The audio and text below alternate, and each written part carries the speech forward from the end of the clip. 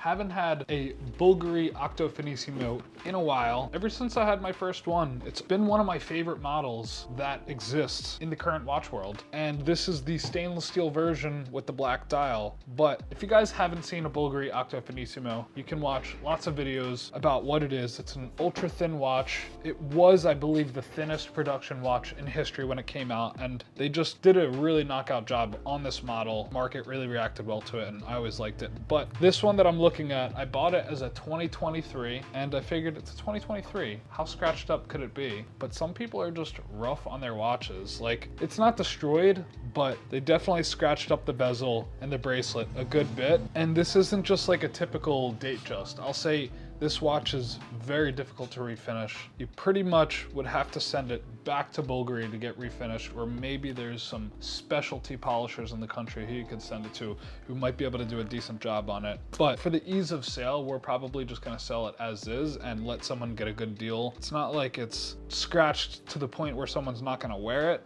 but it's definitely not mint. And I'll tell you why we can't really refinish this thing. If you come close, the bezel has something called radial finishing, where the polishing lines go out like rays of sun. And so the only way to refinish that perfectly is to remove the bezel and put it on a special device, and yeah, it's just not gonna happen. And then when you look at the bracelet, you have satin links and shiny links, but to get to these shiny parts of the links, you pretty much have to disassemble the entire bracelet to do it properly. I imagine that Bulgari finishes the satin parts and the shiny parts and then assembles the bracelet together, but to do it while it's all assembled together would be really difficult, so just not going to be able to do that. Always exciting when you turn it over and see the case back. They just did such a good job and putting the platinum micro rotor in here. And something I've never seen also is that they put a QR code on the back of the watch. This must be for 2023 models only, and that QR code matches the QR code of the warranty card that you get. So I guess just one more measure of